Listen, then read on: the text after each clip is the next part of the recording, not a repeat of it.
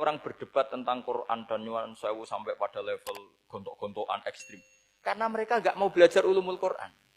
Kegiatannya debat tukaran. Yang bingung kita, yang waras ngalah lah kira-kira gitu. Ini nggak pernah ngaji Quran, gegernya. Ya kacau.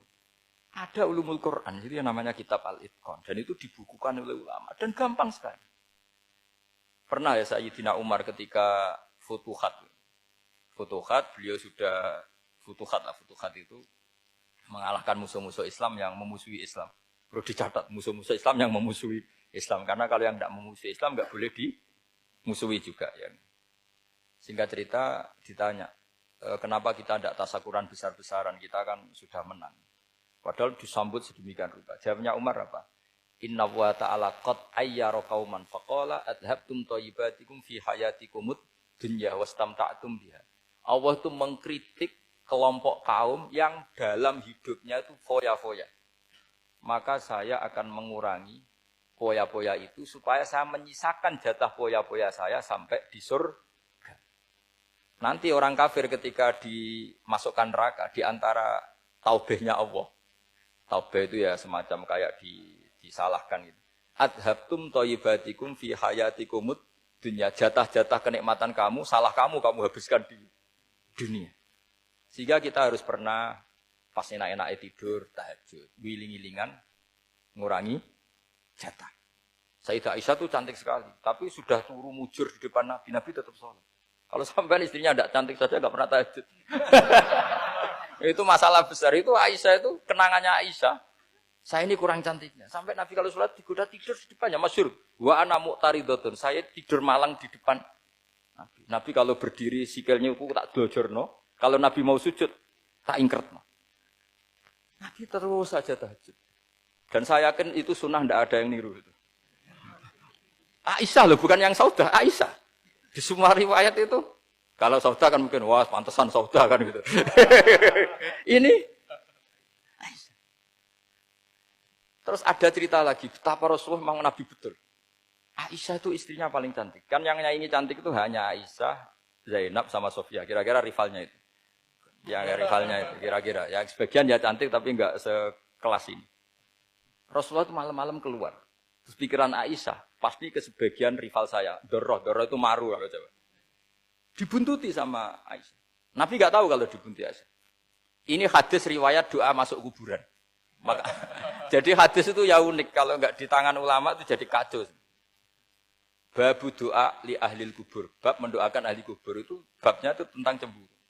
Walhasil karena Nabi keluar, wah ini mesti itu enggak benar ini. Paling ke Sofia atau ke ya pokoknya Zainab, pokoknya yang cantik-cantik.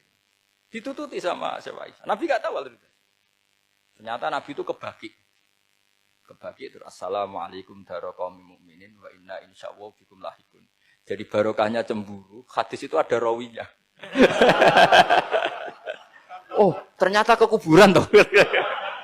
Itu sampai pulang, jadi hadis itu diriwayatkan Aisyah. Ghirtu itu cemburu, saya ini cemburu sama Nabi. Malam-malam keluar, tak tututi juga mau kuburan.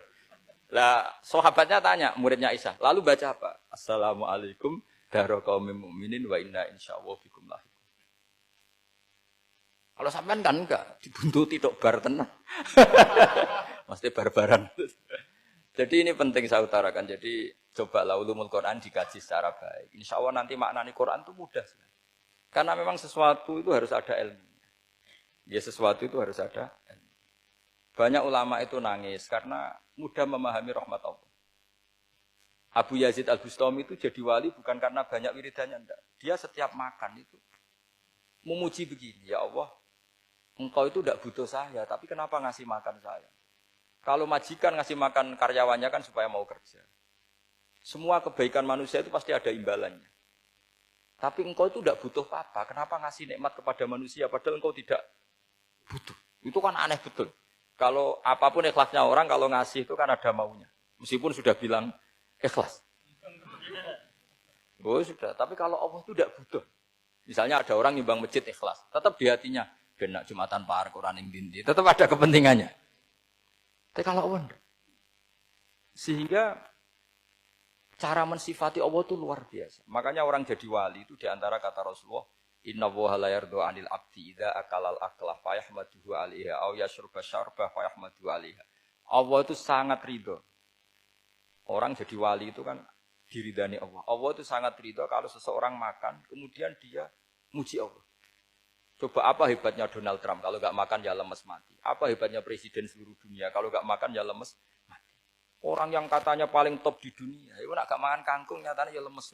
Hebatnya di mana? Yang kita puji-puji hebat, ternyata kalau nggak makan itu lemes. Pak Rektor nggak makan lemes, apalagi Pak Onwel nggak makan lemes. Hebatnya apa coba? Nah, terus kelihatan wa khuliqal insanu dhaifa. Makanya ketika Allah mengingatkan orang yang menyembah Isa, Allah hanya menghentikan gini, kana yakulani to'am. Isa dan ibunya itu makan. Maksudnya kalau nggak makan itu ya lemes. Kamu kebayang nggak punya Tuhan terus, Pak Tuhan jangan lemes, monggo dariin. Kayak apa malunya kita punya Tuhan kalau nggak makan apa? Lemes. Terus nanti cerita, alhamdulillah tadi Tuhan mampir sini. Tadi lemes lah tak kasih makan, bergas lagi.